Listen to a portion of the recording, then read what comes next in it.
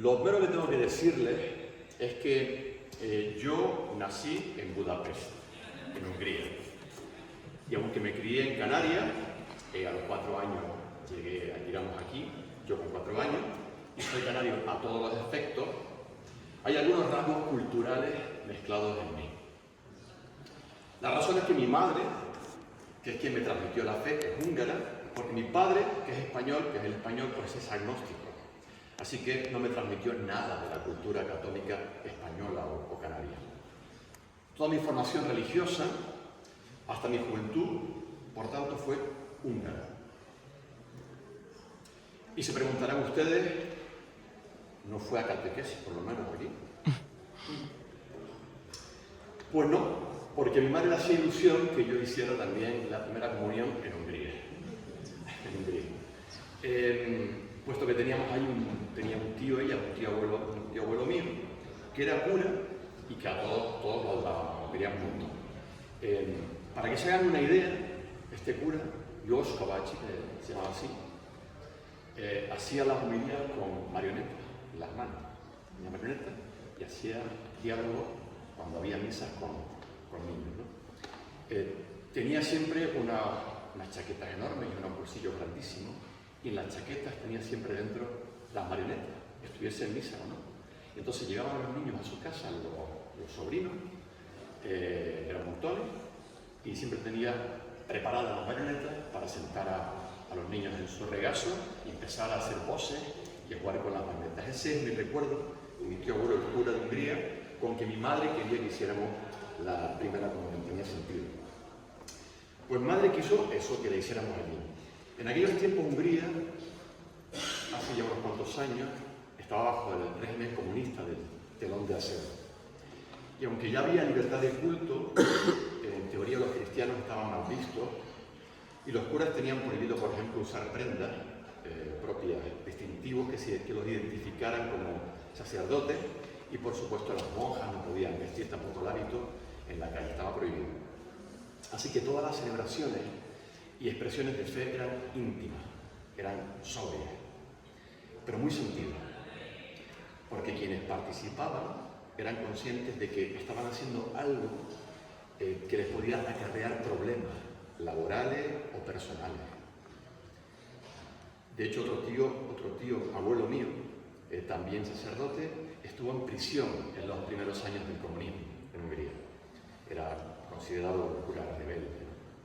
Así que los cristianos confesos en aquellos tiempos en Hungría eran personas de fe, una fe auténtica y profunda, porque tenían que serlo para estar dispuestos a asumir las consecuencias de esa fe. Si no lo eran, rápidamente abandonaban la práctica porque no merecía la pena el sacrificio de ser señalado o incluso perseguido. Si a esa forma discreta y humilde de vivir la fe por motivos políticos unimos que de por sí la tradición cristiana centroeuropea es sobria, entenderán que la forma en que mi madre nos transmitió a nosotros la fe, a mi hermana y a mí, y la forma en que la expresábamos nosotros era discreta y sobria. Y como ni siquiera hicimos la catequesis en España para la primera comunión, porque mi madre además tardó mucho tiempo en aprender español, que mi padre no pisaba una iglesia, nuestro único contacto con la parroquia aquí era la misa de los domingos en la iglesia de los Dolores en Chamán. Ahí vivíamos con don Juan Barrero, que cura, al que tenían que tocar unas campanillas cuando estaba en la homilía porque se dispersaba el hombre, a quien no acababa nunca. Entonces, para que él recordase que tenía que acabar, le tocaba la campanita, y con eso, había que tocar 2 o 3 veces para que el hombre, yo tengo ese recuerdo, ¿no? Había que avisarle varias veces. El caso es que, a falta de esa inculturación, es decir, esa integración en la cultura del lugar, para mí toda la iconografía de la Semana Santa en España y en Canarias me resultaba extraña, excesiva, casi teatral, incluso superficial. Tenía la sensación de que no había nada detrás de tanta pompa, solo espectáculo.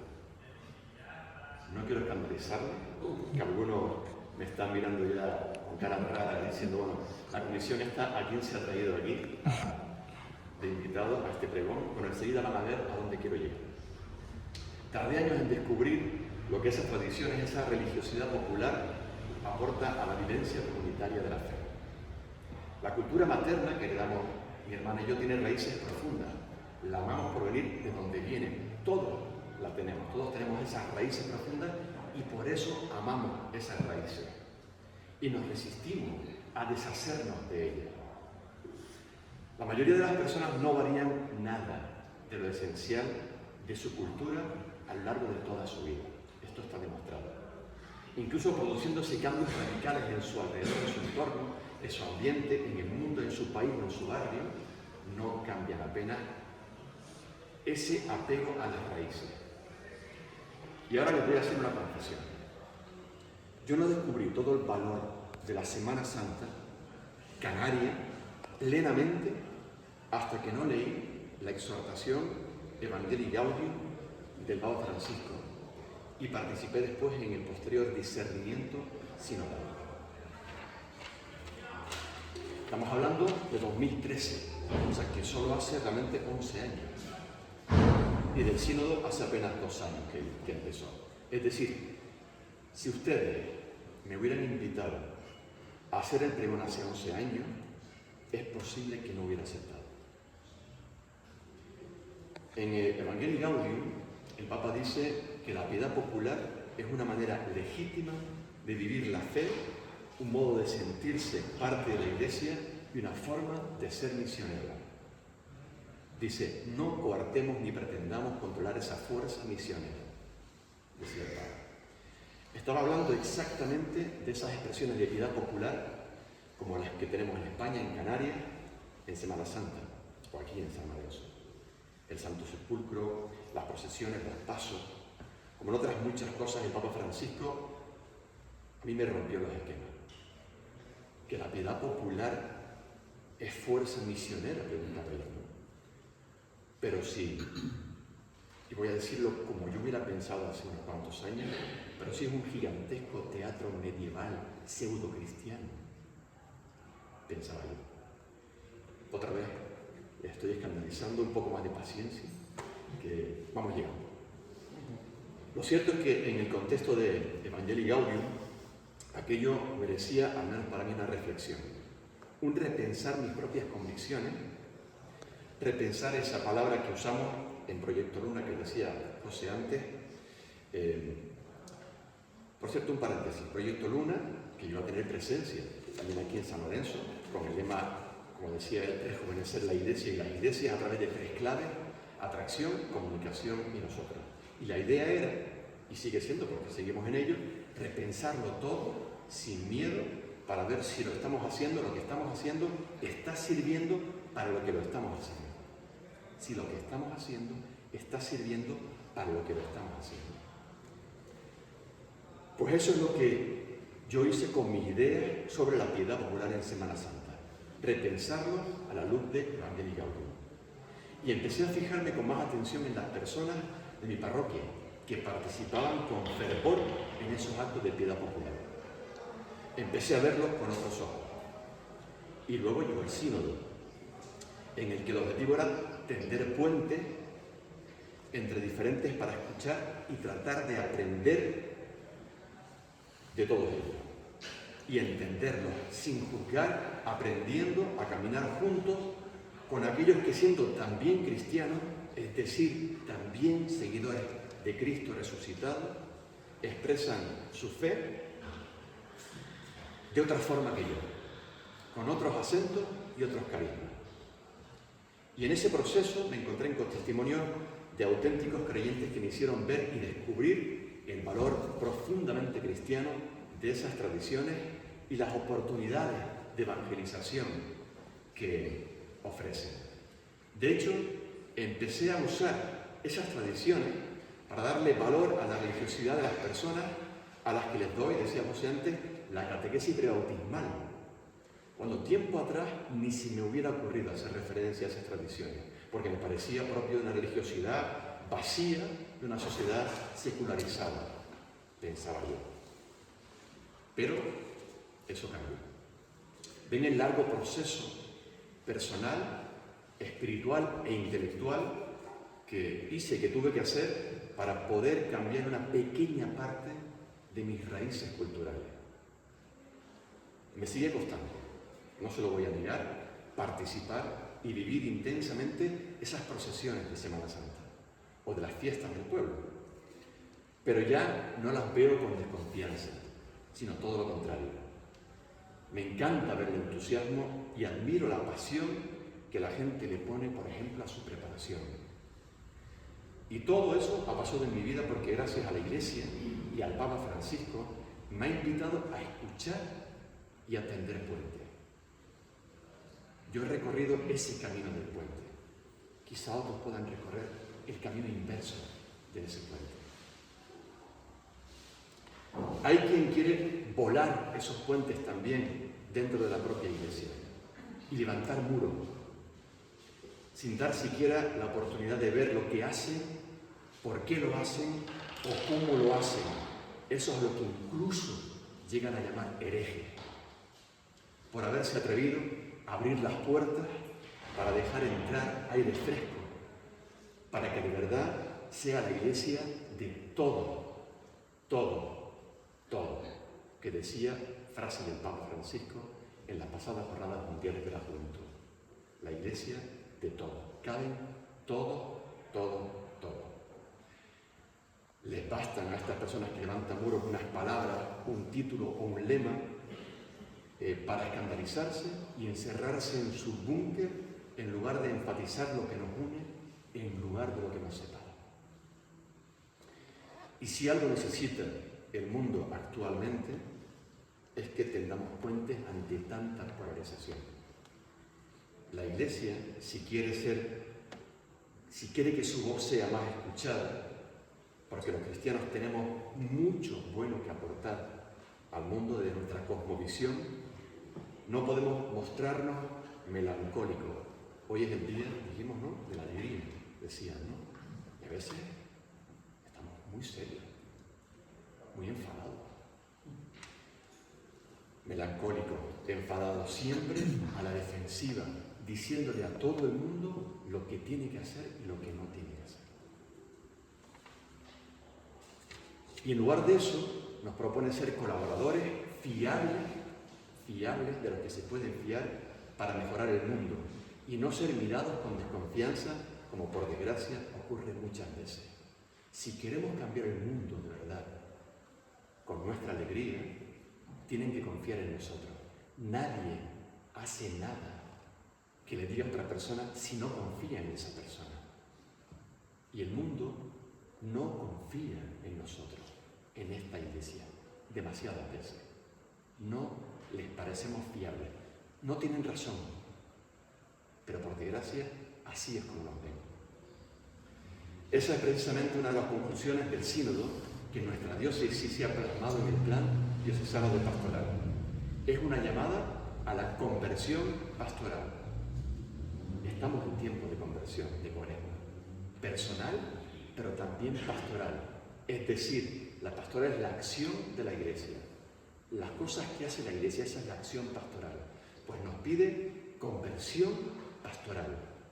Es decir, revisar y renovar nuestras formas y nuestro estilo de ser Iglesia, para que nuestras comunidades sean más auténticas, con raíces más profundas y más abiertas para acoger y para evangelizar. Y para que nuestras celebraciones y todas sus expresiones de fe, también las de la piedad popular, estén conectadas con la vida. Ustedes tienen aquí una Semana Santa preciosa. Lo sé porque me lo ha contado José. Yo le pedí que nos tomáramos un café cuando me dijo que sí podía hacer el pregón, porque quería saber más de cómo ustedes viven la Semana Santa. No seré yo quien hable de ella, porque yo no le llevo ni a la suela de los zapatos al pregonero del año pasado, a don Juan José Laforet Hernández, cronista oficial de las Palmas de Gran Canaria, pero quería escucharlo de la boca de uno de sus vecinos. No era solamente lo que me decía José, yo iba apuntando, sino cómo lo decía. Yo iba tomando apuntes, pero estaba casi más atento a la entonación, a lo orgulloso que se sentía de las arraigadas tradiciones de San Lorenzo. Me dijo que la representación de la Pasión data de los años 60, que el Viernes Santo venían guaguas de todas partes para participar de la devoción por la Virgen de los Dolores, de los nazarenos, de los niños del pueblo que siguen participando, los penitentes de la subida al Calvario, el Viernes Santo, del Santo Sepulcro, de la gente que cuelga los faldones en las ventanas al paso de las procesiones. Me habló del valioso joyero, ¿verdad? No me equivoco, ¿no? El joyero que cobija al Santísimo, donado por una vecina, la joya de la corona. Y le pregunté por personas con nombres y apellidos.